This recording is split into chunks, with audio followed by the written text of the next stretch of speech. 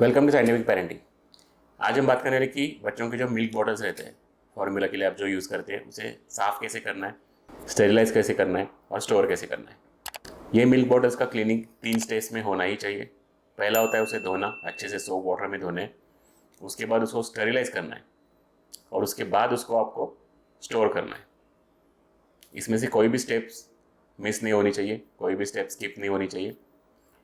Milk bottle में infection बहुत जल्दी फैलता है क्योंकि मिल्क में शुगर रहता है, नेचुरल शुगर रहता है वो, और शुगर बैक्टीरियाज के लिए सबसे बेस्ट फूड रहता है, इसलिए उसमें बैक्टीरियाज बहुत फास्ट ग्रो हो जाते हैं। इसलिए मिल्क बॉटल्स को साफ़ करना, उसे क्लीन रखना बहुत इंपॉर्टेंट है।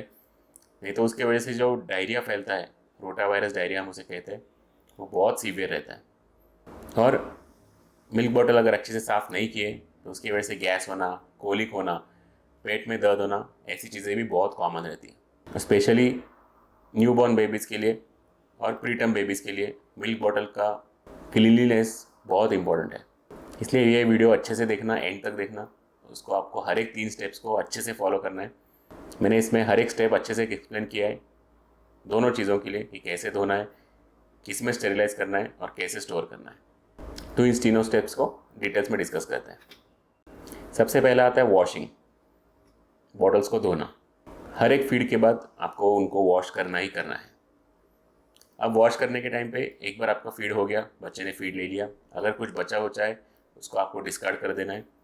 उसके बाद बॉटल के पार्ट्स रहते हैं, जैसे मेन कंटेनर हो गया, उसके ऊपर ढक्कन रहता है, ढक्कन के अंदर भी रबर का रिंग रहता है कुछ बॉटल्स में, उसको टाइट रखने के लिए, और उसके ऊपर टीट रहता है या रबर निपल रहता है।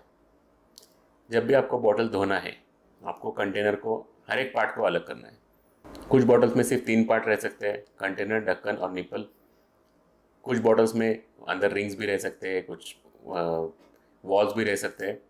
तो जैसा आपको बॉटल यूज़ कर रहे हो आप, कौन सी कंपनी का, उसके हिसाब से आपको डिसाइड करना है। तो जितने भी रिमूवेबल पार्ट्स है, जो भी पार्ट्स आप निकाल सकते हो, उसको हर एक को निकाल के उसको सोप वाटर में डालना है। अब साफ़ करने के लिए आपको 2 ब्रश यूज़ करने हैं। एक ब्रश रहेगा बड़ा ब्रश बॉटल के लिए, एक छोटा सा ब्रश रहेगा जो छोटे पार्ट से, निप्पल हो गया, उसके रिम हो गया, ढक्कन का रिम हो गया, या उसके अंदर जो रबर रिंग्स रहते हैं वो हो गए, उनको साफ़ करने के लिए। उसको सोप वाटर में भिगो के, ब्रश को भी सोप वाटर में भिगो के उसको अंदर से अच्छे से साफ़ करना है। स्पेशली रिम्स जहाँ पे लाइंस रहते हैं, वहाँ पे बैक्टीरिया बहुत जल्दी ग्रो हो जाता है, वहाँ पे मिट्टी बहुत जल्दी चिपक जाती है। रिम्स के अंदर भी, रिम्स के बाहर से भी। निप्पल को अगर आप इन्वर्ट कर सकते हो, मतलब इनसाइड आउट टर्न करके उसको साफ़ कर सकते हो तो बहुत ही बेटर है। नहीं तो एटलीस्ट छोटे ब्रश को अंदर डाल के पूरे अच्छी तरह से घुमा घुमा के उसको साफ़ करना है। ये सब वार्म सोप वाटर में होना चाहिए। सोप के लिए बच्चों का अलग से सोप आता है, बेबी डिटर्जेंट, जो स्पेशली बेबी के लिए बनाया गया है। वो आपको ऑनलाइन मिल जाएगा, बहुत सारे कंपनीज़ का है, कोई भी चल जाएगा, पर वो बेबी स्पेसिफिक होना चाहिए। एक बार आपने ये सब वार्म वाटर में सोप के साथ धो लिया, फिर उसको उसमें से निकाल के क्लीन वार्म वाटर में उसको वापस रिंस करना है, ताकि उसका पूरा सोप निकल जाए। थोड़ा बहुत भी सोप उसमें रहना नहीं चाहिए। तो उसको अच्छे से वॉश करना है, अच्छे से रिंस करना है। इसके बाद सेकेंड स्टेप आता है स्टेरिलाइजेशन का। स्टेरिलाइजेशन में 2 टाइप से आप कर सकते हो। एक तो स्टेरिलाइजर्स मिलते हैं स्पेसिफिक कंपनीज़ के, काफ़ी सारे कंपनीज़ है, उनके स्टेरिलाइज़र मिलते हैं जिनमें आप डायरेक्टली बॉटल रख के उसको स्टेरिलाइज कर सकते हो, या फिर उसको बॉईल कर सकते हो। अगर आप स्टेरिलाइज़र यूज़ कर रहे हो तो स्टेरिलाइज़र का जो भी कंपनी आप यूज़ कर रहे हो उसके इंस्ट्रक्शंस अच्छे से पढ़ लो। आपका बॉटल्स उसको कंपेटेबल है कि नहीं, आपकी बॉटल्स स्टेरिलाइज़र फ्रेंडली है कि नहीं, ये आपको अच्छे से देखना है। और जो भी इंस्ट्रक्शन दिए हुए उसको स्ट्रिक्टली फॉलो करना है। ऐसा नहीं कि बस 2 मिनट के लिए चालू करके अंदर आपको स्टीम दिख गया, भाप दिख गया, मतलब हो गया स्टेरिलाइज़र, ऐसा बिल्कुल भी नहीं है। जितने मिनट उन्होंने स्पेसिफिकली बताया आपको कि 10 मिनट 15 मिनट आपको रखना ही है, उतना आपको रखना है, और जो भी इंस्ट्रक्शन है आपको उसको फॉलो करना है। अगर आप बॉइलिंग करना चाहते हो वो भी चलेगा, वो भी बहुत अच्छा मेथड है।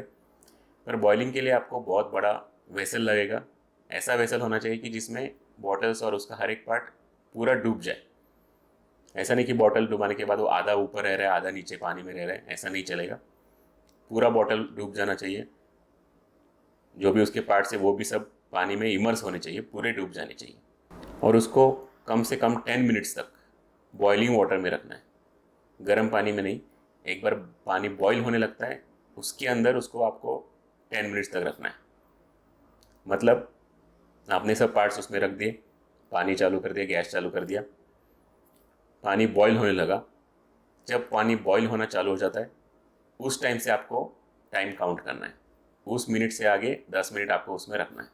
कम से कम 5 मिनट्स तो रखना ही रखना है। 5 to 10 मिनट्स टाइम है, 10 मिनट्स सबसे बेस्ट।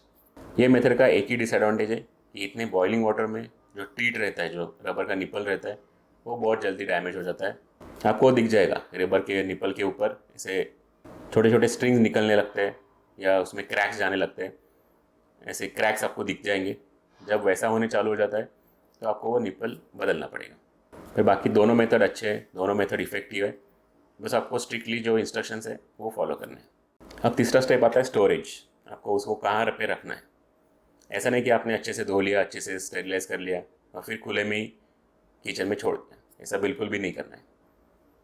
अगर आप स्टेरिलाइज़र यूज़ कर रहे हो तो काफ़ी स्टेरिलाइज़र स्टोरेज के साथ भी आते हैं, या फिर उनको निकाल के किसी भी कपड़े से साफ़ नहीं करने है, किसी भी कपड़े से उनको ड्राई नहीं करना है, उनको सुखाना नहीं है, उनको नेचुरल एयर से पानी पूरा निकाल के नेचुरल एयर में ही सूख जाने दो। मतलब आप पाँच को स्टेरिलाइज़र से या बॉइलिंग वाटर से निकाल के एक क्लीन प्लेट में उसको एक 10 से 15 मिनट तक रहने दो, सूख जाने दो।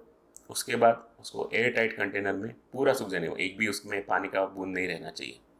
ये जब हो जाएगा तब आप उसको एयर टाइट कंटेनर में या फिर किसी स्टील के डब्बे में रख देना है। उसमें थोड़ा सा भी पानी नहीं रहना चाहिए, स्टील के डब्बे में भी और बॉटल्स में भी। और गलती से भी बॉटल्स को किसी भी कपड़े के साथ ड्राई नहीं करने हैं, उनको नेचुरली ड्राई होने देना है। फिर उनको आप एयर टाइट कंटेनर में रख देना है। जब भी आपको यूज़ करना है साबुन से हाथ वॉश करने के बाद ही उनको कंटेनर खोल के उसमें से बॉटल और उसके पार्ट्स निकाल लेने हैं। अभी जो स्टेरिलाइजेशन का प्रोसेस है, भले वो बॉइलिंग हो गया या स्टेरिलाइजर में हो गया, ये आपको दिन में एक बार किया तो सफिशिएंट है। तो डेली मॉर्निंग में आप करके रख सकते हो या फिर नाइट में सोने से पहले आप करके रख सकते हो। वॉशिंग हर फीड के बाद होना चाहिए, बस पानी से धो लिया और हो गया ऐसा नहीं है। वॉशिंग के स्टेप्स जो भी बताए वो हर फीड के बाद होने ही चाहिए। स्टेरिलाइज़र आप एक बार ही यूज़ कर सकते हो, वो चलेगा, और उसके लिए आपके बॉटल्स एटलीस्ट 5 से 6 बॉटल्स तो होनी चाहिए आपके पास। अगर आप 2-3 ही बॉटल यूज़ कर रहे हो फिर तो आपको स्टेरिलाइजेशन भी दिन में 2 बार करना पड़ेगा। तो इतना याद रखो, स्टेरिलाइजेशन दिन में 1 बार अगर आपके पास 5-6 बॉटल्स है, 2 बार अगर आपके पास 2-3 ही बॉटल्स है।